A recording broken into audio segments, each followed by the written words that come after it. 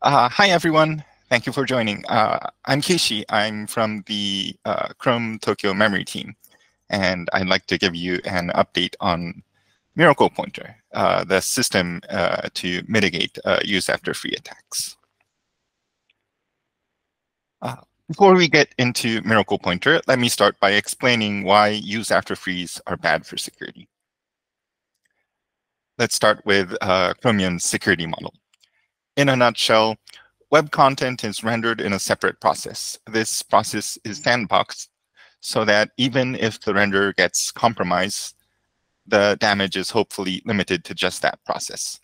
For example, an attacker shouldn't be able to access local files or cookies or of another process or start a network request. However, the strength of this model is as good as the security of the sandbox itself. An attacker can try to compromise it by either attacking the OS or the browser process that the renderer constantly communicates with. This could be done, for example, by utilizing a use-after-free bug in the browser process. This slide has a link to an example of how such an attack could look like, but please read that at your own leisure. This chart is plotting the number of high or critical security, high severity security bugs that impacted Chrome's stable in the past few years. Use-after-frees constituted about half of them. And this graph drills down a little further. The use-after-frees is the bar from second bar from the right. As you can see from the blue part, the vast majority of those come from the browser process.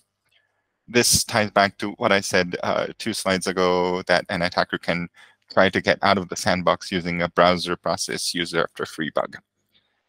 And they have quite a few bugs to choose from. Lastly, this chart shows the breakdown of security bugs that were actually exploited in the wild. Use-after-frees are somewhat underrepresented here, as it's really hard for us to find out about sandbox escape exploits. But they're quite high nonetheless, at least in some years. And so this data is likely just the tip of an iceberg. It is only the ones we found out, which is a small percentage of issues being exploited in the wild. So use-after-free bugs is one of the first things you reach for when trying to exploit Chromium.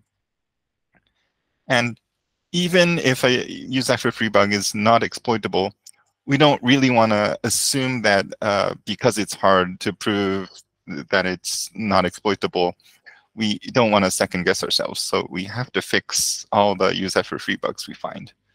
So there's a big cost around this. So if we find a use-after-free bug in stable channel, it's going to be marked as a high severity security bug. And developers need to create a fix right away. And then the fix needs to be merged into stable channel.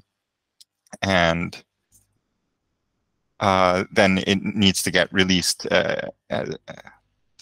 and which, as you can imagine, is not only a huge engineering effort, but also creates risk on the product release. And so this is where we wanted to do better.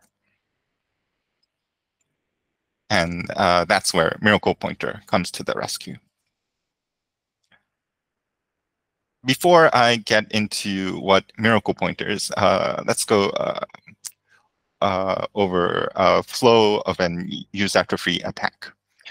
An attacker first conjures a dangling pointer, meaning that through their actions, they cause Chromium to free memory while there are some still pointers pointing to it, and thinking that the memory hasn't been freed yet. And then the attacker, through their actions, causes Chromium to allocate another object into that same location in memory. And this object is filled with data controlled by the attacker.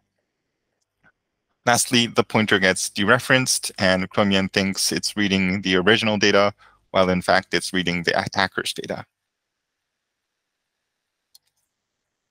But we have an opportunity to disrupt that flow by simply not releasing that memory, as long as there are still pointers pointing to it. And that's what MiraclePtr is about. To implement MiraclePtr, we developed an algorithm called Backup Ref PTR, BRP for short. First, it requires the support of a memory allocator. In Chromium's case, it's partition alloc. When a memory allocation request comes to the allocator, it allocates not only the memory for the object, but also carves out a little piece of extra space for the ref count and puts it right before the object. Our new smart pointer class called raw_ptr, takes advantage of that. Whenever a raw_ptr object is constructed or assigned a new pointer, it finds the ref count and increments it. Similarly, whenever it is deconstructed or deassigned, it decrements the ref count. Eventually, when a free request comes to the allocator and sees that the ref count is greater than 0, it does not release the memory back to the pool. Instead, it quarantines that memory, and we also poison it by writing trash. Only when all the raw_ptr pointers go away is the memory released back into the pool and made available for future allocations to reuse. Here, I want to add that MiraclePtr doesn't prevent use after freeze from happening. It simply disarms them. We still want to fix these bugs with high priority, but the difference is that now we can lower the security severity, and we no longer have to move heaven and earth to merge these fixes into stable channel.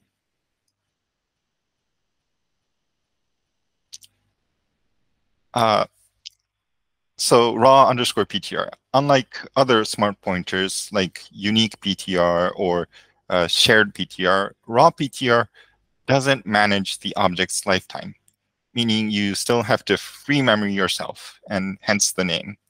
We actually called it raw PTR so that you treat it the same way you would treat raw pointers of shape T star. There's a link on this slide with more details on usage recommendations.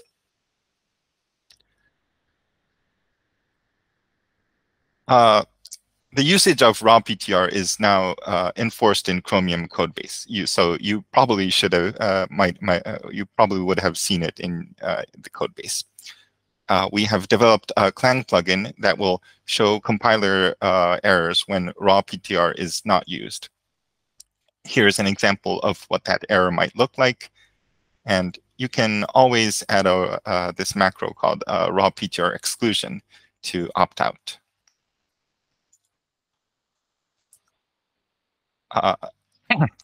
So let me talk about how the shipping process progress.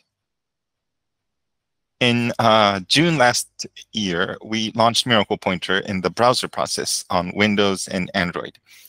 In August, we started experiments on Chrome OS, Mac, and Linux. And in September, we expanded coverage by enabling MiraclePtr for all processes except the render process on Windows and Android. And since then, we've launched MiraclePtr on Chrome OS, Mac, and Linux in the non-render processes. We've also started lowering the security severity of issues that we can prove are protected by MiraclePtr using a tool called BRP ASAN.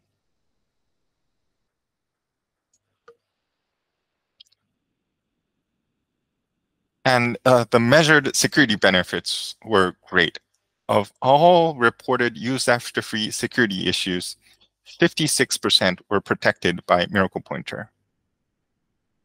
On the graph, the blue and green sections represent issues protected by MiraclePtr.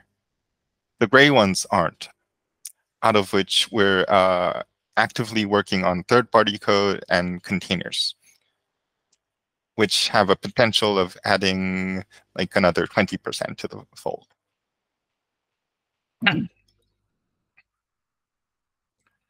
Now, let's talk about performance. From the start, we knew that MiraclePtr would cost us some performance to achieve the amazing security properties. So we were meticulous in checking performance and getting approval before shipping it to each platform. And even after shipping BRP, we have been running a holdback experiment to check the latest performance and the long-term impact to users. And now that we're lowering the bug severity based on the assumption that all users are protected by MiraclePtr, we will no longer be able to have a holdback group with BRP disabled. So this will be the final performance data that we will be able to collect from the wild.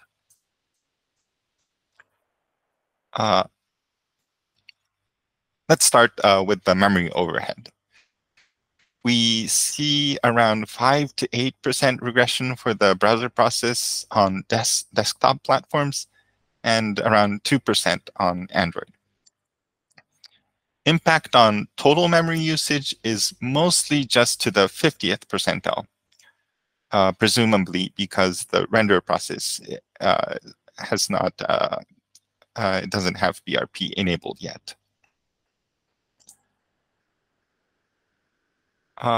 We have 3 sources of memory overhead.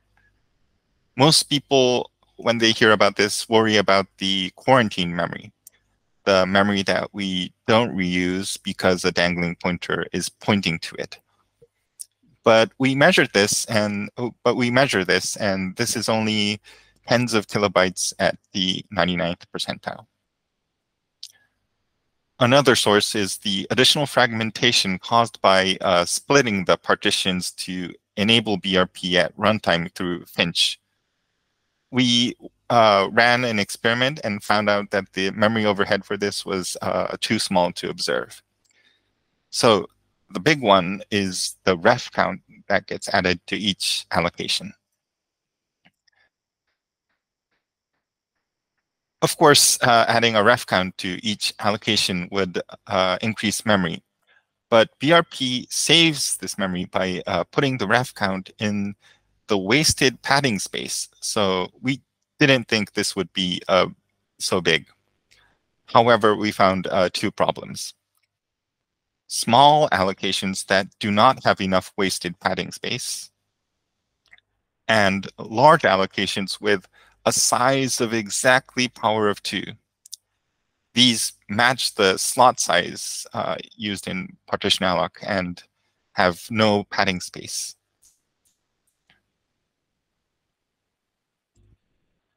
So adding the ref count bumps it up into the next slot, bumps it up to the next slot size and wastes a lot of space. Now, moving on to the performance. Here is the raw data from the latest experiment, but the results can be noisy. So but by comparing with the past data, we concluded that the only real consistent regression was with browser responsiveness metric. There is no regression to the really important page loading metrics such as FCP and LCP.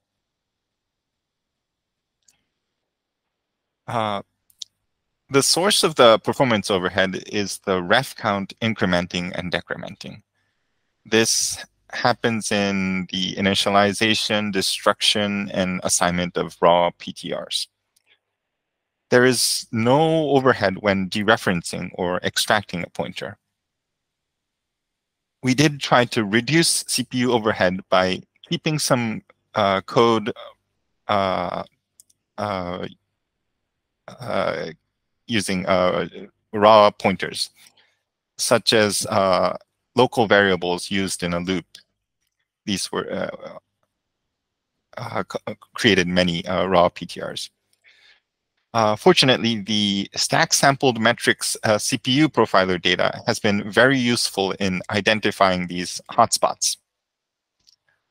But despite our efforts, this browser responsiveness metric has not really improved, and we continue to care about it. So we are working on compensating for it by tuning the memory reclaimer frequency and algorithm.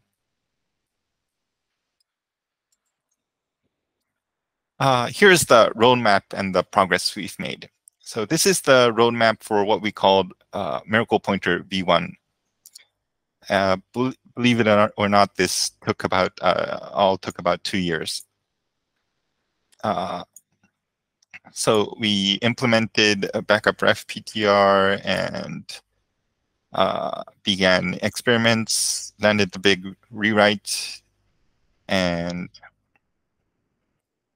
evaluated the performance using Finch experiments. And then we created a BRP ASAN to identify protected use after free bugs, and we enabled the Clang plugin to enforce raw PTR usage.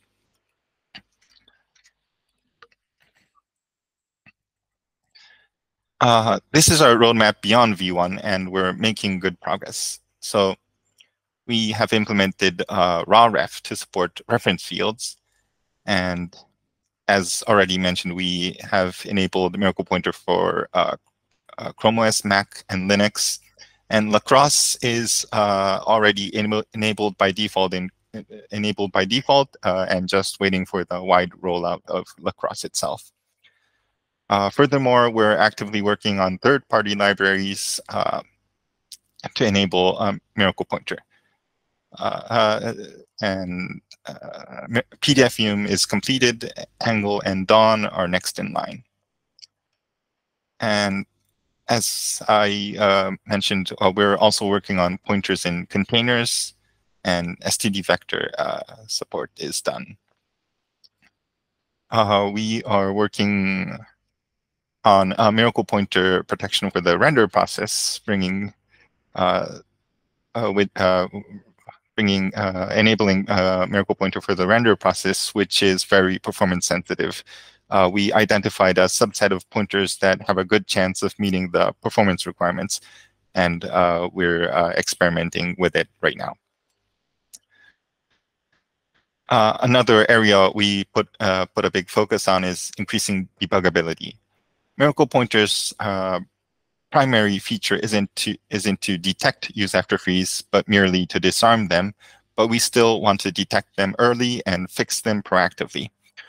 For that, we have dangling pointer detector, which is working, and we have started work on BRP ASAN v2, which is going to be more accurate than the one we have now. Today, I want to highlight two of the recent work in this area. They are the std vector rewrite and the dangling pointer detector.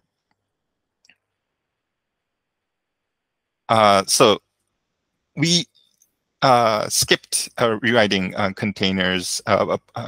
We skipped rewriting pointers inside containers templated params because it was very difficult to write a universal rewriter. And so we looked at the top most used containers and identified that std vector is used the most. So we Ali wrote a rewriter for std vector, and we ran a binary A/B experiment to just confirm the performance, and we have landed the change. Dangling pointer detector. The goal of this tool is to try to avoid introducing use after freeze by detecting dangling pointers. There's more of detail in the documentation. But the current status of this is that we have annotated all the pre-existing dangling pointers with this dangling untriaged macro. And we are using this dangling pointer detector on the commit queue to enforce, to avoid new dangling pointers from being added to the code base. And we are increasing coverage of this tool in tests and platforms. So this is the number of dangling untriaged over time. So yes. So as you can see, we've been increasingly using automated tools to efficiently add these dangling untriaged macros. And right now we have around 3,500. And effort to remove the dangling untriaged has been going on as well. So Arthur looked into who is removing dangling untriaged, and it turns out we have cold health rotation, we have commit queue, but the most important one, the number one people who remove dangling pointers is the active developers, the people who work on that code. They're motivated and they've fixed their code. So please, if you find dangling untriaged in your code, please take a look and try to remove it if possible. Okay, so MiraclePtr is has shipped and is working, and so MiraclePtr is here to stay. So we are improving our tooling to support Chromium developers. We have the dangling pointer detector, we have BRP ASAN, we have the Clang plugin, which is adding more error types. So we're trying to improve the quality of the code base, but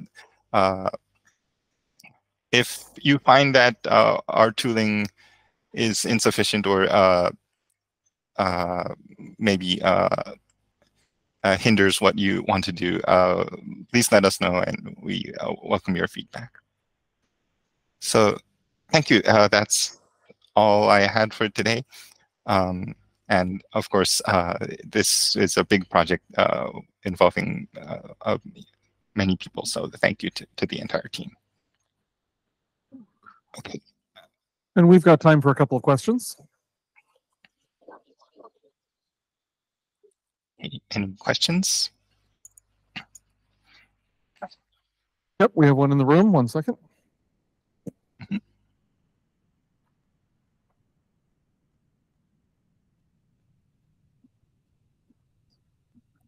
Hi, this is Kevin Babbitt from Microsoft. I appreciate the close attention that was paid to the performance impact as this project has rolled out. And it's encouraging that there hasn't been any impact to FCP and LCP to date, but there's a bit of an asterisk that MiraclePtr hasn't been applied to the renderer process yet. Are you planning on repeating that analysis once MiraclePtr is in the renderer? Yes, we're following a similar process. We're running the Finch experiment right now. It should be running in stable channel right now. So yeah. Great, thank you. Okay. And Rob, go ahead. Thanks for the presentation. I'm a little hesitant to ask because this might be a bit of a brain teaser, but I CC'd you on a bug just now. Oh. Are you aware of issues where raw pointer destructor actually uses freed memory and causes a crash? Because I had exactly that sort of instance show up where there was a dangling pointer, but it was never actually used after freed. But the raw pointer destructor was somehow using memory that it shouldn't have. So something that might be worth following up on. But yes, so raw PTR has a destructor, and this is new. This is a big difference from the raw pointer. So yeah, so it adds destructors, and this has caused some problems. But I have not seen use after free yes caused by Right, the destructor. So this is a new bug for me, I think. So thank you. I CC'd you on the bug, so you can take a look at that at your convenience. I will take a look. Thank you.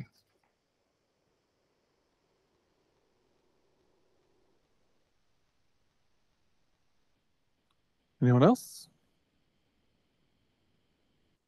Oh, yes, we do have one more in the room. One moment. Mhm.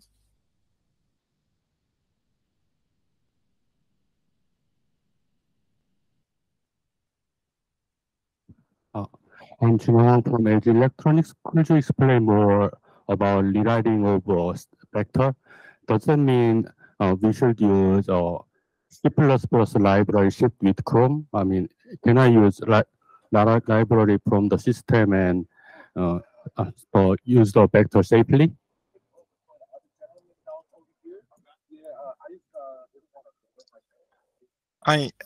Sorry, can I use what third party? Could you explain more about rewriting of STD vector? Does that mean I have to use a vector shipped with Chromium, or can I use the rewriting with a system C++ libraries? So this was about rewriting the type in passed as a template parameter to std vector. So you so can you are use rewriting tests? yes. Okay, thank you. All code should be rewritten now.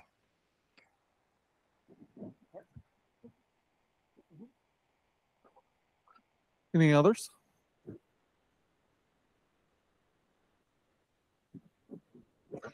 Yes, okay, we have two more. I'll do, and then you next. What about code in third-party directories? Yes, so we are working on support, and we have PDFUM supported, and Angle we are actively working on. So it should become easy soon. Did you have a third-party library in mind, or? No, not particularly. Just curious.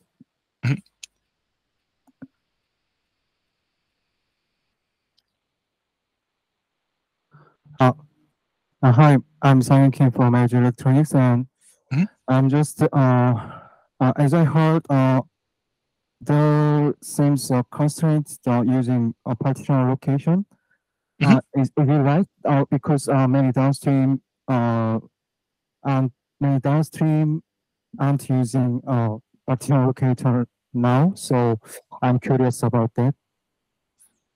Yes, unfortunately, or MiraclePtr does not work with other allocators. It needs partition alloc support to work.